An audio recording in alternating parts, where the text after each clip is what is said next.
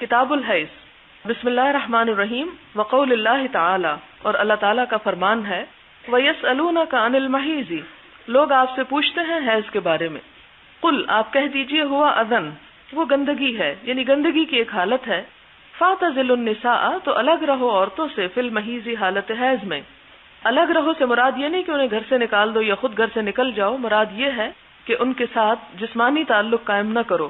وَلَا تَقْرَبُوهُنَّ، اور نہ تم قریب جاؤ ان کے، حَتَّى يَطْهُرْنَ، یہاں تک کہ وہ پاک ہو جائیں۔ فَإِذَا تَطَهَّرْنَ، اور جب وہ پاک ہو جائیں، فَأْتُوهُنَّ، تو آؤ ان کے پاس، مِنْ حَيْثُ، جہاں سے أَمَرَكُمُ اللَّهُ، حکم دیا تم کو اللہ نے۔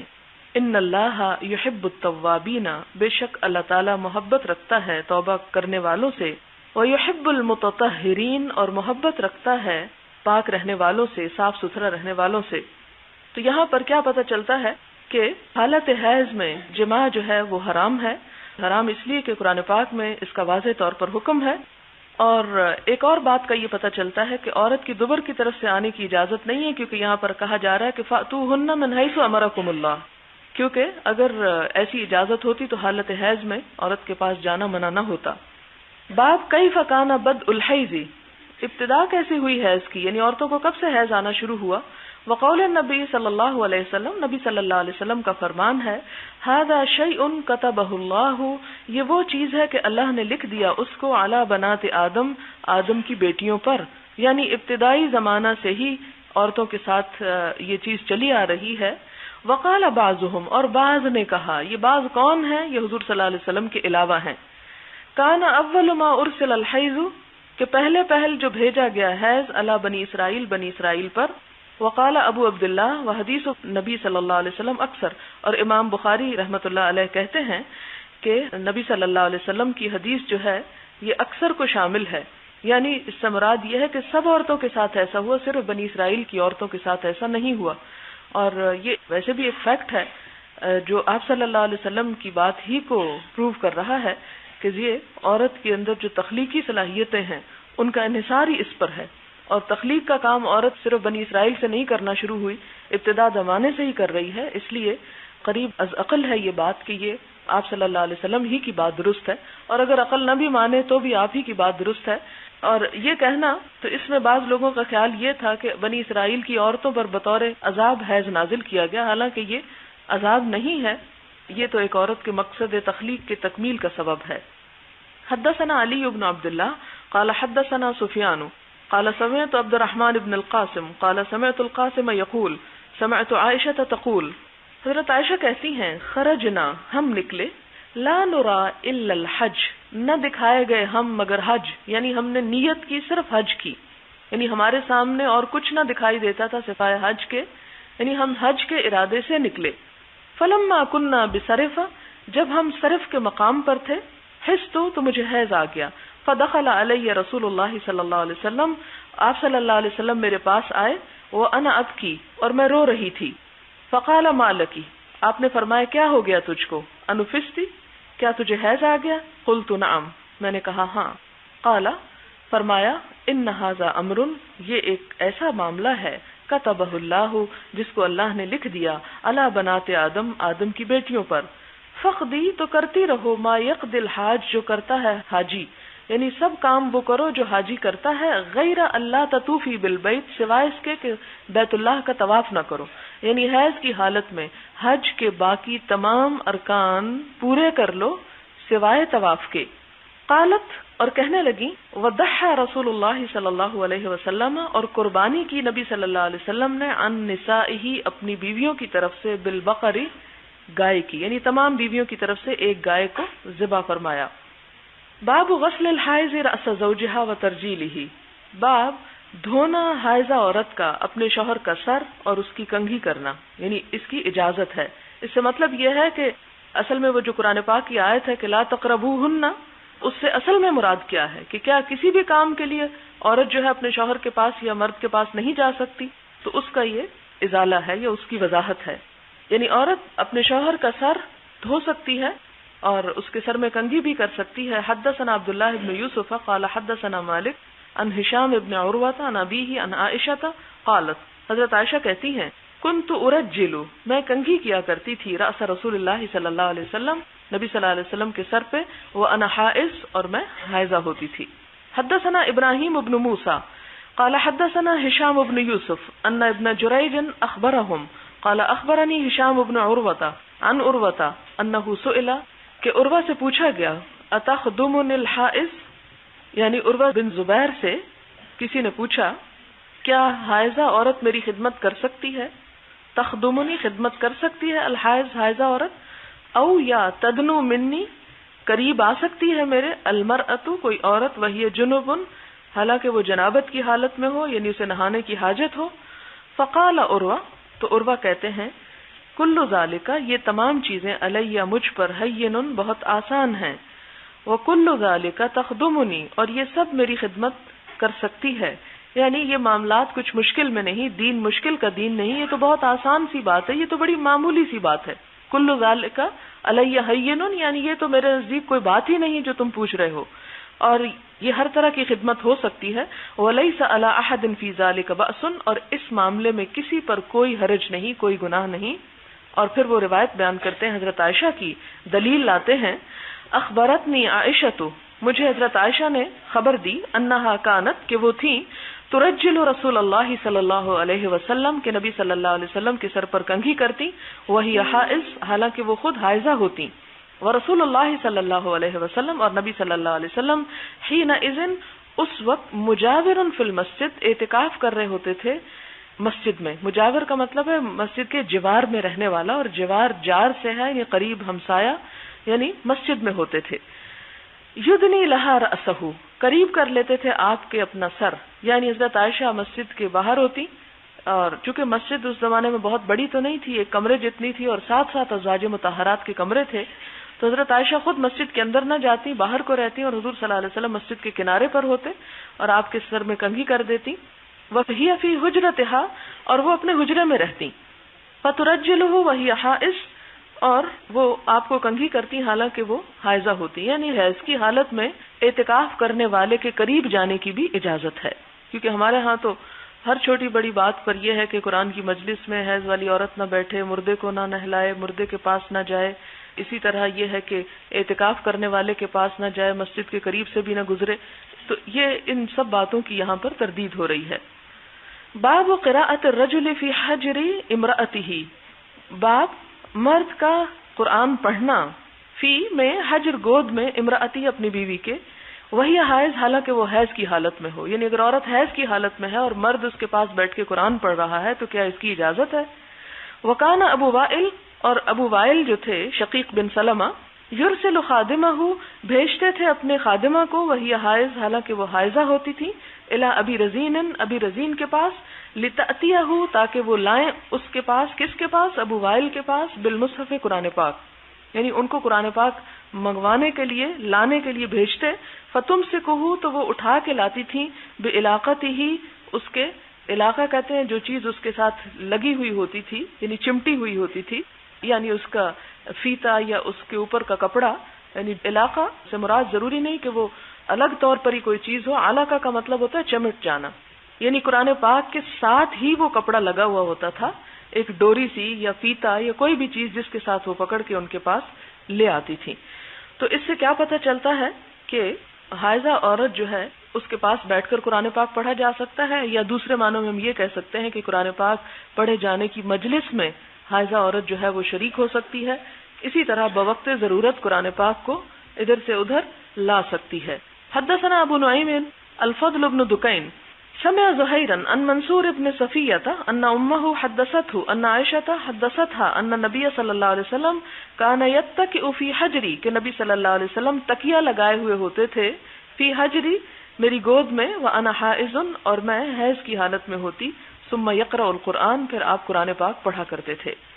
باب من سمى النفاس حیضا، جس نے نفاس کو بھی حیض کہا۔ نفاس جیسا کہ آپ جانتے ہیں کہ بچے کی پیدائش کے بعد خون کا آنا ہے، لیکن انوفستی کا لفظ جو پیچھے حضور صلی اللہ علیہ وسلم نے بولا حضرت عائشہ کے لیے، اس کا روٹ بھی نون فے سین ہے، جس روٹ سے نفاس بنتا ہے۔ اس سے کیا پتہ چلتا ہے کہ یہ دونوں لفظ جو ہے وہ ایک دوسرے کی جگہ پر استعمال ہو سکتے ہیں، لیکن سمجھنے کے لیے نفاس اس خون کو کہا گیا جو بچے کی ولادت کے بعد آتا ہے، اور حیض اس کو جو عادت کے مطابق. حدثنا المکی بن ابراہیم قال حدثنا هشام عن يحيى بن ابي كثير عن ابي سلمة ان زينب ابنة ام سلمة حدثته ان ام سلمة حدثتها قالت بين انا مع النبي صلی اللہ علیہ وسلم مستجعة. حضرت ام سلمہ جو حضور صلی اللہ علیہ وسلم کی اہلیہ ہیں یہ بیان کرتی ہیں کہ اس دوران کہ میں نبی صلی اللہ علیہ وسلم کے ساتھ لیٹی ہوئی تھی فی خمیصۃ کمبل میں، اذ حست تو مجھے حیض آ گیا، فانسللت تو میں کھسک گئی، فاخذت ثياب حیضتی تو میں نے لے لیے یا پہن لیے اپنے حیض کے کپڑے. قالت آپ نے پوچھا انفستی کیا تجھے حیض آ گیا؟ قلت نعم تو میں نے کہا ہاں.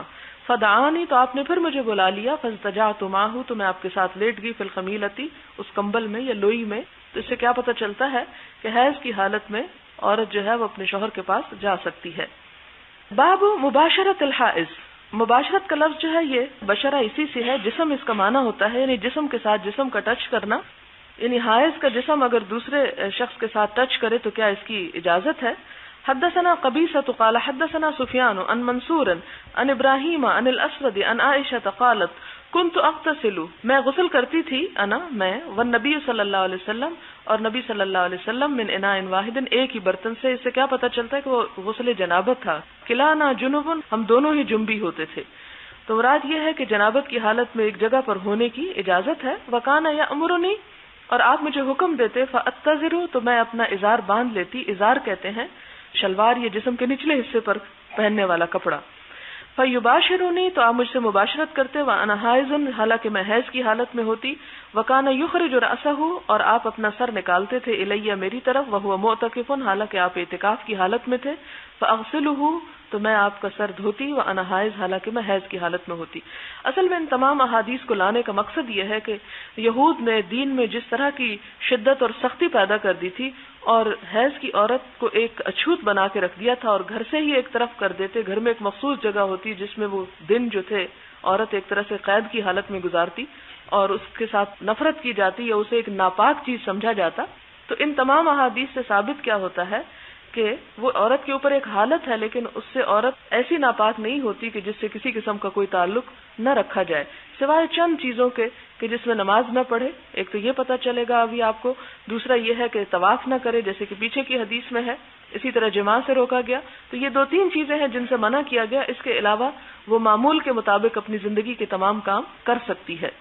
حدثنا اسماعیل بن خلیل قال اخبرنا علی بن مسہر قال اخبرنا ابو اسحاق هو الشیبانی عن عبد الرحمن بن الاسود عن ابیہ عن عائشہ قالت كانت احدانا اذا كانت حائضا. حضرت عائشہ کہتی ہیں کہ جب ہم میں سے کوئی عورت حائضہ ہوتی، فاراد رسول اللہ صلی اللہ علیہ وسلم تو نبی صلی اللہ علیہ وسلم چاہتے ان یباشرہا کہ اسے مباشرت کریں، امرہا حکم دیتے اس کو، ان تتزر فی فور حیضتہا کہ وہ ازار پہن لے اپنے حیض کی شدت میں. فور کا مطلب ہے ابتدائی دنوں میں جبکہ خون کثرت سے آ رہا ہو. ثم یباشرہا پھر آپ اس سے مباشرت کرتے. قالت کہنے لگیں وَأَيُّكُمْ يَمْلِكُ اور کون تم میں سے زیادہ مالک ہو سکتا ہے، اربہو اپنی خواہش کا، اپنی شہوت کا، کما کان نبی صلی اللہ علیہ وسلم جس طرح کے تھے نبی صلی اللہ علیہ وسلم، یملک اربہو اپنی خواہش پر کنٹرول رکھتے. تابعہ خالد و جریر عن الشیبانی مراد یہ کہ نبی صلی اللہ علیہ وسلم اگر حیض کی حالت میں مباشرت کرتے بھی تھے تو اس سے کوئی حرج نہیں تھا، اس لیے کہ آپ کو اپنے جذبات اور خواہشات پر پوری طرح کنٹرول تھا. آپ سے یہ خطرہ نہیں تھا کہ آپ کسی حرام میں پڑ جائیں گے. اصل میں اس حدیث سے مطلب یہ بنتا ہے کہ اگر کسی شخص کو حرام میں پڑنے کا اندیشہ ہو تو پھر وہ ایسا نہ کرے.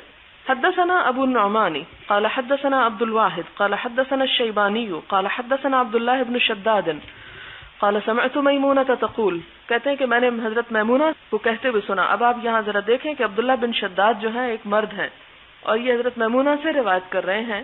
اور کیوں کر رہے ہیں؟ اور روایت جو ہے وہ حیض کے بارے میں ہے، بڑی ہی شرم کی بات ہے. لیکن دین کے معاملے میں اگر یہ علم وہ آگے روایت نہ کرتی، اور ضروری نہیں کہ صرف عورتوں کو کرتی اور عورتوں کے ذریعے ہم تک پہنچتا، عورتوں نے بھی علم کی بڑی خدمت کی، لیکن جتنی بھی کتابیں اور جتنے بہترین کام ہمیں ملتے ہیں وہ زیادہ تر مردوں کے ذریعے سے ملتے ہیں. اور اس کی وجہ یہ ہے کہ مردوں کی ذمہ داریاں ایسی نہیں ہوتی جتنی عورتوں کی ہوتی ہیں. اس لیے ازواج مطہرات کو حضور صلی اللہ علیہ وسلم کی طرف سے یہ اجازت تھی کہ وہ ان تمام باتوں کو جو آپ کے گھر کی ہیں یا راز کی ہیں یا عمومی طور پر شرم اور پردے کی ہیں، وہ لوگوں کو صحیح تعلیم دینے کے لیے اس علم کو دوسروں تک پہنچا دیں. اور یہ بھی ایک وجہ تھی بہت بڑی کہ آپ صلی اللہ علیہ وسلم نے زندگی کے آخری حصے میں ایک سے زیادہ ازواج مطہرات سے شادی کی تاکہ ان کے ذریعے سے وہ تمام مسائل لوگوں تک پہنچ جائیں جو باہر سے مردوں کے ذریعے سے نہیں پہنچ سکتے. یہ حدیث کیا کہتی ہے کہ کانا رسول اللہ صلی اللہ علیہ وسلم کہ تھے جب نبی صلی اللہ علیہ وسلم اذا اراد ان یباشر جب چاہتے کہ مباشرت کرے امرأۃ من نسائہ اپنی بیویوں میں سے کسی ایک سے امرہا تو حکم دیتے اس کو فتزرت تو وہ اپنا ازار پہن لیتی وہی حائض حالانکہ وہ حیض کی حالت میں ہوتی. رواہ سفیان عن الشیبانی اس حدیث کو سفیان ثوری نے شیبانی سے روایت کیا ہے.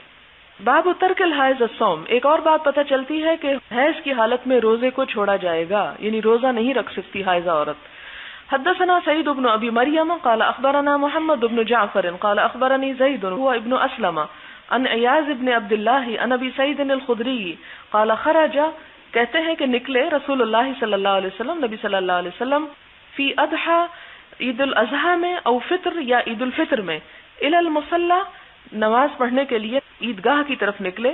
فمر علی النساء تو عورتوں کے پاس سے گزرے. فقالا تو آپ نے فرمایا یا معشر النساء اے عورتوں کے گروہ اے عورتوں تصدقنا صدقہ کیا کرو. فإنی کیونکہ میں اریت کننا مجھے تم دکھائی گئی ہو اکثر اہل النار دوزخ میں سب سے زیادہ یا اکثر یعنی تمہاری اکثریت کو میں نے آگ میں دیکھا ہے. فقلنا تو عورتیں کہنے لگیں وبما یا رسول اللہ اور کیوں ہے اللہ کے رسول صلی اللہ علیہ وسلم زیادہ عورتیں کیوں ہوگی جہنم میں. قال آپ نے فرمایا تکثرن اللعن تم لعنت ملامت بہت کرتی ہو یعنی گالی گلوچ اور زبان درازی بہت کرتی ہو. وتکفرن العشیر اور تم شوہر کا احسان نہیں مانتی ناشکری کرتی ہو. ما رأیتو میں نے نہیں دیکھا من ناقصات عقل ناقص عقل و دین اور ناقص دین اذهب جو لے جائے للب الرجل عقل ایک مرد کی الحازم بڑے ہی عقل والے من احدا کننا تم میں سے کسی ایک سے بڑھ کر یعنی میں نے ناقص عقل و دین عقل مند شخص کی عقل کو کھونے والیاں تم سے بڑھ کر کسی کو نہیں پایا. ابھی میں اس کی وضاحت کرتی ہوں. قلنا انہوں نے کہا وما نقصان دیننا کہ ہمارے دین کا کیا نقصان ہے وہ عقلنا اور ہماری عقل کا یا رسول اللہ. قال آپ نے فرمایا الیس شہادت المرأتی کیا نہیں ہے گواہی عورت کی مثل نصف شہادت الرجل مثل مانند نصف آدھی شہادتی گواہی الرجل مرد کی. قلنا کہنے لگی بلا کیوں نہیں. قال فذلک من نقصان عقلها تو آپ نے فرمایا کہ یہ نقصان ہے اس کی عقل کا. الیسا اذا کیا نہیں ہے اذا حاضت جب حیض آ جائے لم تصلی نہیں وہ نماز پڑھتی ولم تصم اور نہیں روزہ رکھتی. قلنا بلا تو کہنے لگی ہاں. قال فذلک من نقصان دینها فرمایا کہ یہ اس کے دین کا نقصان ہے. اس حدیث کو عموماً عورتوں کے جذبات بھڑکانے کے لیے اسلام کے خلاف بہت استعمال کیا جاتا ہے اور اس پہ پھر عورتیں بھی جو کہ پہلے ہی جذباتی ہوتی ہیں مزید جذبات میں آ جاتی ہیں اور اس بات کو نہ سمجھنے کی وجہ سے بعض اوقات پورے ہی دین کا انکار کر بیٹھتی ہیں یا اللہ اور اس کے رسول صلی اللہ علیہ وسلم کے خلاف بہت بدگمانی رکھ بیٹھتی ہیں جو پھر ایمان کو بھی نقصان پہنچانے کی حد تک بات چلی جاتی. بات یہ ہے کہ عربی کے کچھ لفظ اردو سے ملتے جلتے ہیں جس کی وجہ سے بہت سے معاملات کو سمجھنے میں مشکل ہوتی ہے. مثلا نقصان یا نقص یہاں پر لفظ لکھا ہوا ہے ناقصات اور دوسرا ہے نقصان. ناقصات کا روٹ جو ہے وہ نقص ہے. ہمارے ہاں نقص کا اردو میں جو معنی ہوتا ہے وہ بہت ہی خراب چیز یا ردی چیز کے معاملے میں بولا جاتا ہے. یا نقصان جب لفظ ہوتا ہے تو اس کو بھی ایک بہت ہی شدید معنوں میں بولا جاتا ہے. جبکہ عربی میں دو لفظ ہیں ایک ہے نقصان اور ایک ہے رجحان. یہ دونوں ایک دوسرے کے اپوزٹ ہیں. رجحان ہوتا ہے کسی چیز کی کثرت راجح ہونا رجح ترجیح اور نقصان ہوتا ہے کسی چیز کی کمی. اب اس میں آپ دیکھیں کہ اللہ تعالیٰ نے مرد کو بنایا کچھ چیزیں اس میں زیادہ رکھی اور کچھ چیزوں کی اس میں کمی رکھ دی. عورت کو بنایا عورت کو کسی چیز میں زیادہ کیا اور کچھ کمی اس کے اندر رکھ دی. پھر ان دونوں کا جوڑا بنایا اور ان دونوں کو کس لیے پیدا کیا کہ یہ دونوں ایک دوسرے کی کمی کو پورا کرنے والے ہوں. اگر ان دونوں کو برابر کی چوٹ بنا دیا جاتا یعنی برابر کی قوت دے کے یعنی جو قوت مرد کے اندر ہے جس قسم کی جسمانی یا عقل کی وہی عورت کو دے دی جاتی تو دونوں ایک دوسرے کے لیے خوفناک چیز ہوتے شدید ٹکراؤ ہوتا اور زندگی کا حسن ختم ہو کے رہ جاتا. لہذا اس میں کیا کیا گیا ایک کو ایک چیز میں بڑھا دیا گیا دوسرے کو دوسری چیز میں ایک نے ایک کی کمی پوری کی، دوسرے نے دوسرے کی کمی پوری کی، اور دونوں ایک دوسرے کی ضرورت بن گئے اور دونوں ایک دوسرے کی مجبوری ہو گئے. اگر ایسا نہ ہوتا تو دونوں ایک دوسرے سے بے نیاز ہوتے. اب مرد میں عقل کی زیادتی رکھی گئی، عورت میں جذبات کی زیادتی رکھی گئی. مرد کو جس طرح کے کام کرنا تھے ان کاموں کے لیے عقل کی یا 2 اور 2 4 کی ضرورت تھی. جس قسم کی ذمہ داری اس پہ ڈالی گئی کہ عورت کے لیے کما کے لائے، اور کمانے کا کام صرف کسی دفتر میں بیٹھ کے جاب کرنا نہیں ہے. قدیم زمانے سے لے کر دیکھیں اور اب بھی آپ دیکھیں کہ دنیا میں رزق کمانے کے جتنے بھی طریقے ہیں ان میں سے اکثریت ان طریقوں کی ہے جس میں شدید جسمانی مشقت چاہیے. ابتدائی زمانے سے آپ دیکھیں کہ کھیتی باڑی کا شعبہ جو ہے اس میں شدید جسمانی مشقت چاہیے ہوتی ہے. اللہ تعالیٰ نے عورت پہ کوئی ذمہ داری نہیں ڈالی کہ وہ مردوں کی طرح جا کے کھیتوں میں ہل چلائے یا وہ گندم کاٹے یا وہ مویشیوں کو باندھے. کوئی ایسی ذمہ داری اسلام نے اس پہ نہیں ڈالی. لیکن اگر کسی وقت ضرورت کے وقت وہ مدد کرتی ہے تو اس کی طرف سے ایک احسان سمجھا. اسی طرح عمارتوں کی تعمیر میں پتھر اٹھانے کی، روڑی اٹھانے کی مزدوری، عمارتیں بلند کرنے کی، بڑے بڑے سخت کام کرنے کی، یہ سب ذمہ داری مردوں پہ ڈالی گئی. جہاد میں تلوار اٹھانے کی ذمہ داری یہ سب مردوں کو دی گئی. اس کام کے لیے انہیں شدید قسم کی قوت چاہیے تھی، جسمانی بھی اور عقلی بھی. اس سے اللہ تعالیٰ نے ان کو نوازا. اس کے مقابلے میں عورت جس کی بنیادی ذمہ داری کیا تھی کہ وہ تخلیق کا کام کرے، بچوں کی پیدائش، یعنی اس کے بغیر کوئی عورت مکمل نہیں، اور اس میں عورت کی بڑی بڑائی ہے. اور تخلیق کا جب یہ کام عورت کرتی ہے اور اس میں جتنی بھی مشقت سے گزرتی ہے وہ ایک ایک لمحہ اس کے لیے باعث اجر، اس کے درجات کو بڑھانے والا ہے. ماں کے درجے میں عورت کو 3 حصے زیادہ قدر و قیمت ملی، یہاں تک کہہ دیا گیا کہ جنت ہے ہی ماں کے قدموں کے نیچے. ماں کو خوش کرو گے تو جنت میں آ سکو گے. حالانکہ کسی حدیث میں باپ کا ایسا کوئی مقام نہیں بتایا گیا، کیونکہ یہاں عورت اپنی ذمہ داری جو ہے وہ بطریق احسن پوری کر رہی. ماں بن جانے کے بعد بچے کی تربیت کرنا، بچے کی پرورش کرنا، بچے کی شرارتوں پر، بچے کی حرکتوں پر محبت اور نرمی کا سلوک کرنا جو ہے، اس کے لیے جس چیز کی ضرورت تھی وہ جذبات تھے. عورت کے اندر ماں کی مامتا تھی، اور یہ جذبات عورت کا حسن ہے. جو عورت جذبات سے خالی ہو اس کے اندر کوئی حسن نہیں. لہذا اس کام کے لیے جذبات چاہیے تھے، اس میں جذبات کی زیادتی رکھی گئی، اس میں نرمی رکھی گئی. ان جذبات کی زیادتی کی وجہ سے بعض اوقات یہ ہے کہ وہ غیظ و غضب کا جلدی شکار ہوتی ہے، بعض اوقات وہ شوہر کے ساتھ لڑائی جھگڑا کر لیتی ہے، اس کی ناشکری کر بیٹھتی ہے.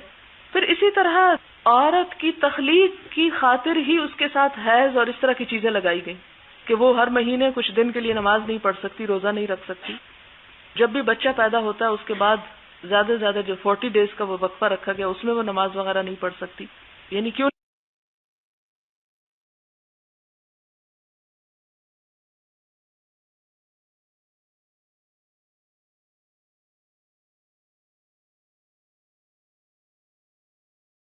پڑھ سکتی؟ اللہ تعالیٰ چاہتے تو کہہ دیتے، لیکن یہ اس کی دوسری ذمہ داری کو ادا کرنے کی وجہ سے اس ذمہ داری کو کم کر دیا گیا.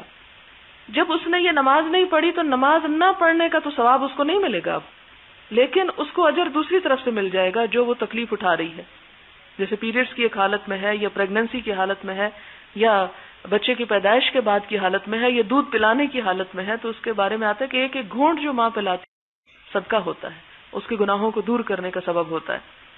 اب یہ کام جو عورت کر رہی ہے یہ ہو نہیں سکتے اگر عورت کے اندر عقل کی زیادتی آ جائے، کیونکہ اگر وہ عقل پہ سوچنے لگے تو وہ اپنے بچے کی سب سے بڑھ کے دشمن ہو، جو اسے سب سے زیادہ ستاتا ہے، جس کے لیے وہ اتنا دکھ اٹھاتی.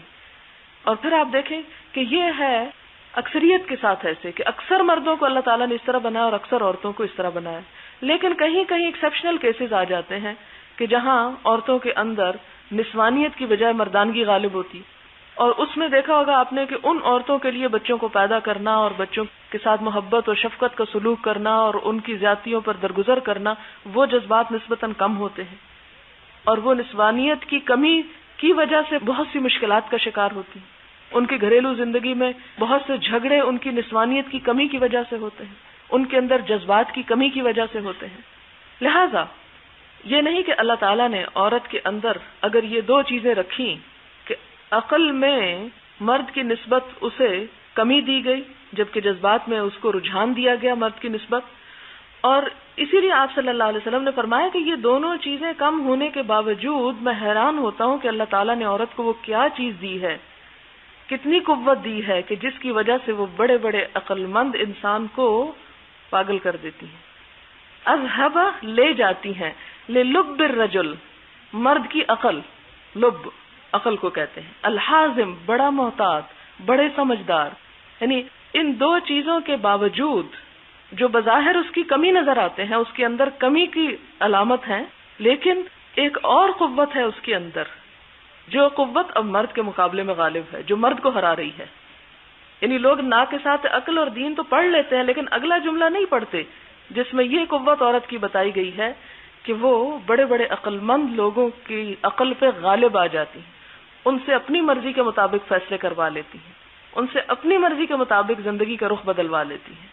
یعنی یہ کیا ہے، وہ کس قوت کا ذکر ہے؟ جذبات کی قوت کا ذکر ہے کہ عورت اپنی عقل کے ساتھ اگر مرد پہ غالب نہیں آ سکتی. یہی وجہ کہ آپ دیکھیں بہت دفعہ لاجک میں آپ ہار جاتے ہیں لیکن رو کے جیت جاتے ہیں.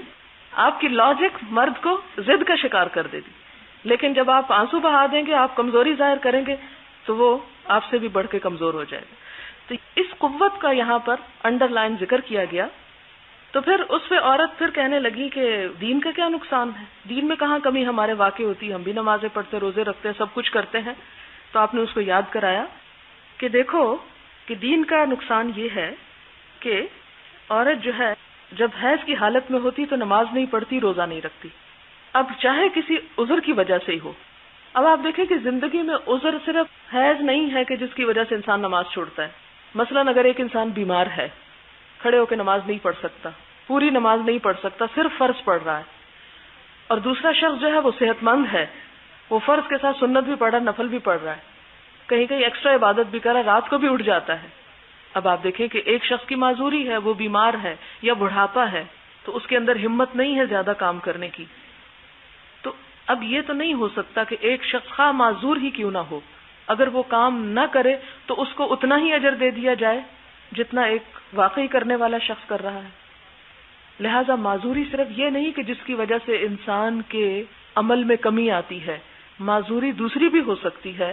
کوئی بڑھاپا ہو سکتا ہے، بیماری ہو سکتی ہے، کوئی تھکاوٹ ہو سکتی ہے.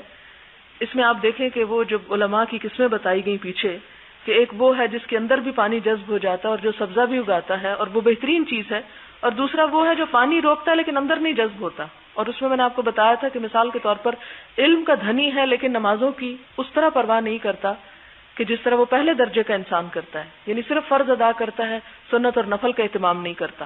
تو ٹھیک ہے، علم حاصل کرنے کا اپنا ایک اجر ہے، لیکن فرائض اور سنت اور نفل پڑھنے کا اپنا ایک اجر ہے.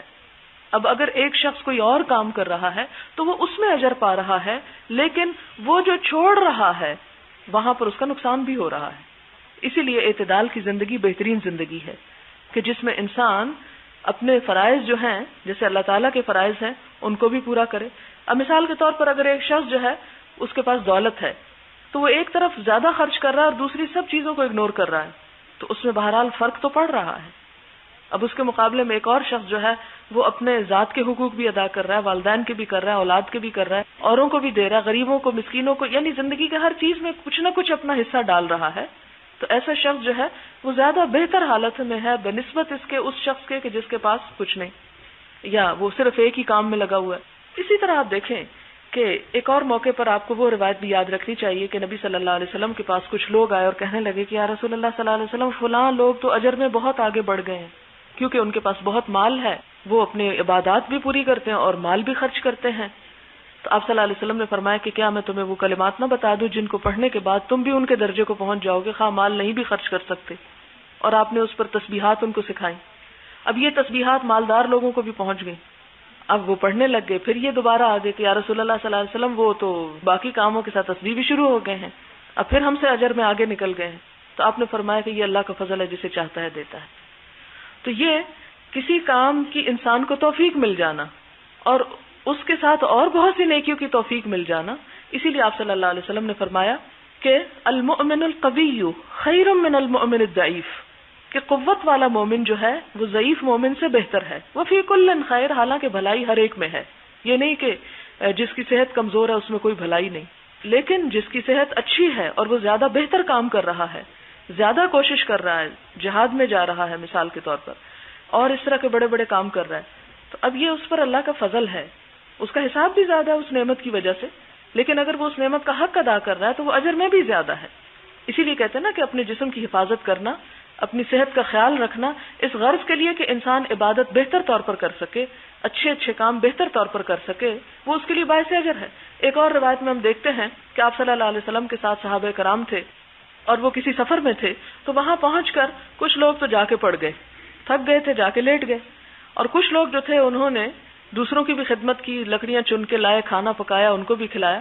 تو آپ نے جن لوگوں نے اس سفر میں خدمت کی تھی، آپ نے فرمایا آج وہ سارا اجر لوٹ گئے، یعنی اجر میں وہ آگے بڑھ گئے.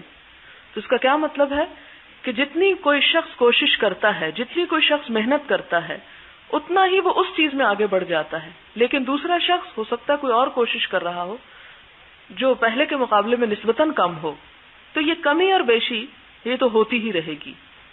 اسی لیے آخری فیصلہ اللہ تعالیٰ کے ہاتھ میں ہوگا. کسی کے بارے میں بھی ہم یہ نہیں کہہ سکتے کہ فلاں جو ہے وہ تو ہم سے اجر میں بہت آگے ہوگا. کیوں؟ اس لیے کہ ہمیں تو نہیں پتا اس کی نیت کیسی ہے، ہمیں نہیں پتا کہ اس کی ایفرٹ کتنی ہے، ہمیں نہیں پتا کہ وہ بظاہر ایک چیز کی بہت ایفرٹ کر رہا ہے اور دوسری طرف اس کے اندر کیا کیا کمی ہے. یہ سب چیزیں اور یہ سب حالات تو صرف اللہ تعالیٰ ہی جانتے ہیں. لہذا اس میں صرف عورت اور مرد کو کمپیئر نہیں کیا گیا، بلکہ مردوں کو مردوں کے ساتھ بھی کیا گیا، اور بہت سی اور احادیث سے آپ کو یہ بات سامنے آ جائے گی. اور آپ دیکھیں کہ بہت سے مرد ایسے ہیں کہ وہ نمازیں نہیں پڑھتے، تو ان کا بھی نقصان ہو رہا ہے.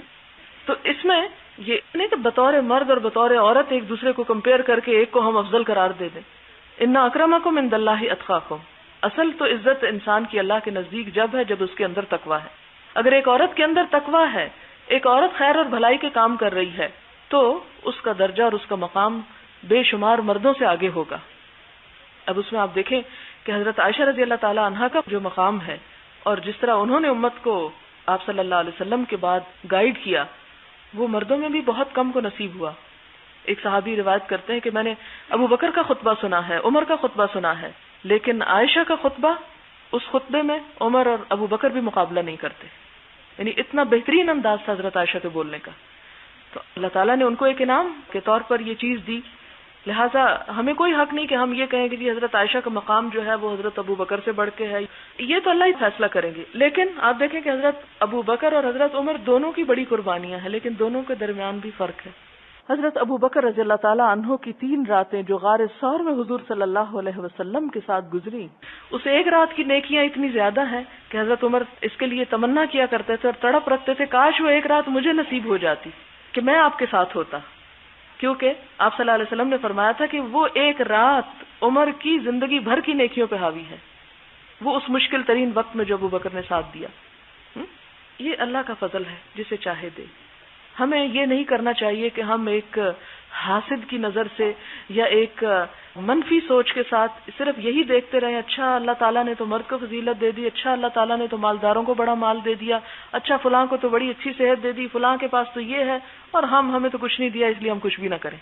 نہیں، بس سابقون السابقون کہ دوڑ لگائیں جتنی بھی پاس ہے چیز، جو بھی صلاحیت ہے. صرف اس سوچنے میں وقت نہ گزاریں کہ اللہ تعالیٰ نے ہمارے ساتھ یہ معاملہ کیا اور ہمیں یہ نقصان دیا. یہ نقصان اردو والا نقصان نہیں ہے، یہاں ریڈیوس ہونے کے معنوں میں ہے. اور پھر یہ کہ نصف شہادت الرجل، یہ جو آدھی گواہی کا مسئلہ، یہ قرآن پاک جنہوں نے پڑھا ہے انہوں نے اس کو اچھی طرح سمجھ لیا ہوگا، اور جنہوں نے نہیں پڑھا وہ انشاءاللہ سمجھ لیں گے. ہلکی سی بات یہاں یہ کہ وہ بھی عورت کی دیگر ذمہ داریوں کو ملحوظ رکھتے ہوئے اس سے یہ ذمہ داری کم کی گئی. اور میں ہمیشہ یہ کہتی ہوں کہ جیسے ایک شخص کو کہا جائے تم اکیلے یہ ٹیبل اٹھاؤ اور ایک کو کہا جائے 2 مل کے اٹھاؤ، تو ایک کے پاس قوت اتنی نہیں ہو سکتی، اس کے لیے مشقت ہوگی. 2 مل کے اٹھائیں گے تو آسان ہو جائے گا. اگر اللہ تعالیٰ نے یہ کہا کہ 2 عورتیں مل کے گواہی دے دیں یا 2 عورتیں مل کے ایک کام کر لیں تو اس میں ایسی برائی کی بات نہیں ہے، ایک معاملے کو سمجھنے کی بات ہے. تو یہاں اصل میں تو آپ صلی اللہ علیہ وسلم بتانا یہ چاہتے تھے کہ اگرچہ عورت ان 2 چیزوں میں بظاہر کم نظر آتی ہے لیکن اس کے باوجود بڑی طاقتور ہے، بڑے بڑے مردوں پہ غالب ہے. لیکن امام بخاری اتنی بڑی حدیث لے آئے صرف ایک جملہ بتانے کے لیے کہ لم تصم، حالت حیض میں عورت روزے نہیں رکھے گی.